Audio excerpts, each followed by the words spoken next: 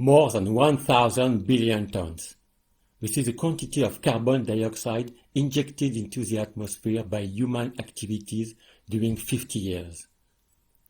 30% of this quantity has been absorbed by terrestrial ecosystems.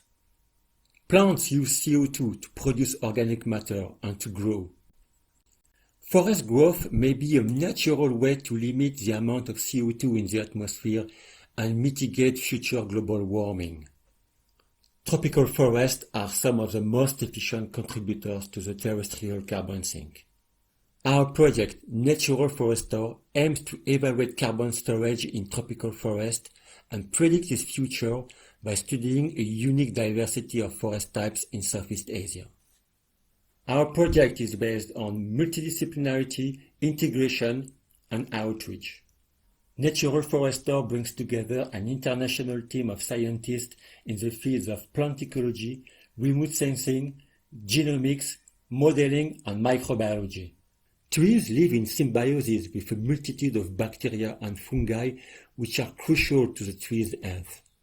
We will study the diversity of these organisms using genomic technologies to explain why some forests are more efficient in storing CO2 than others. We will study the detailed structure of these forests using remote sensing technologies to estimate biomass, carbon storage, and biodiversity recovery. Like all natural ecosystems, forests do not grow in isolation. They are embedded in a landscape of agricultural and urban lands. Understanding the long-term dynamics of this mosaic is crucial to sustain the growth of forests and their capacity to store carbon. We will discuss our results with actors of the society, policymakers who implement recommendations on climate change and biodiversity conservation, managers of protected areas who are in contact daily with the forests, the wildlife, and the people who enjoy, benefit, or are directly concerned because they live near protected areas.